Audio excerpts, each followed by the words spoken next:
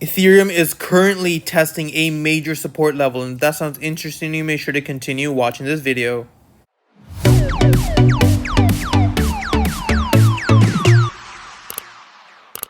Hey guys, Pingu Charts here, and welcome back to another Ethereum analysis. Before I get started, I do want to mention that, guys, thank you so much for the 800 subscribers. We are growing extremely fast. As always, if you do enjoy my content, make sure to hit that like and subscribe button.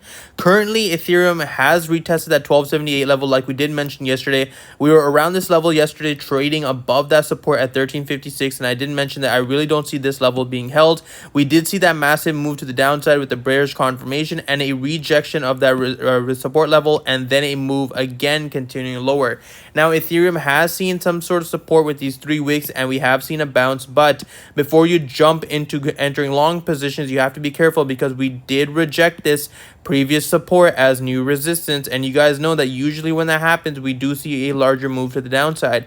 We want to be careful about entering any sort of positions until we have a clear confirmation above this previous resistance, and if it acts as new support and then a continuation higher, that is what I'm looking for.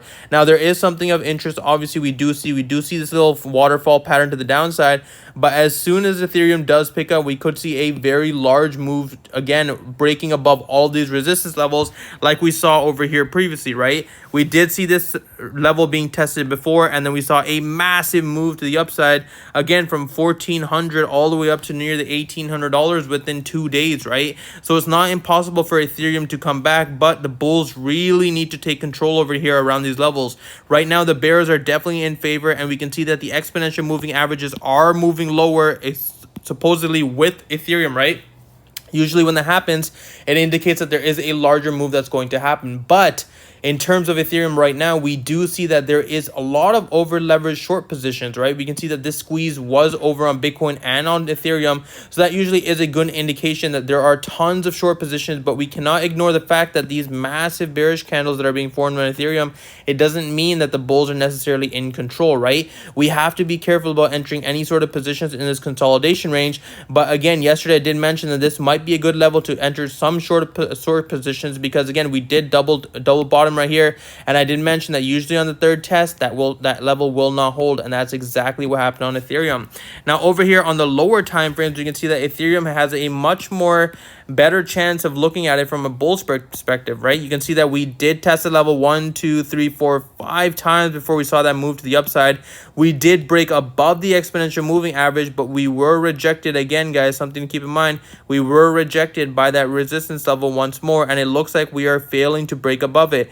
This would be our confirmation candle within the next 10 minutes if Ethereum cannot hold that level, and then we may see another move to the downside and then a move up. In my opinion, you can draw something like this, right? If you want to draw a trend line, and you can kind of look at it from this perspective, if Ethereum were to bounce from around the $1,300 level, that might indicate that yes, technically speaking, we might see a move going back to the 1400s. But if Ethereum cannot hold that level and we do see a move back to the downside around the 1200, we might see another waterfall effect leading us all the way back down to the $1,000 level. That's where the next major support level is, right?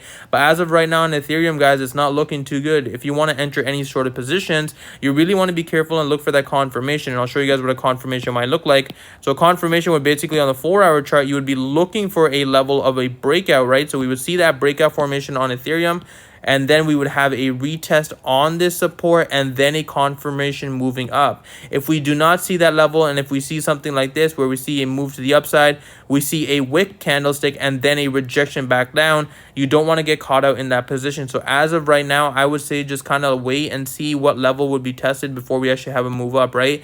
If we continue to fail above this resistance level, then I would be looking for shorting opportunities. But if we do get that confirmation to the upscale, then obviously you would be entering for long positions, right? We know that Ethereum is definitely oversold.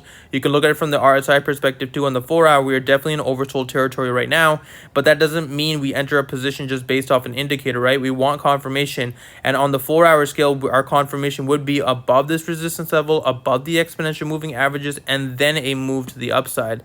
But that's pretty much all I have for you guys today. Sorry about the late upload. I am on vacation, but I hope you guys have a wonderful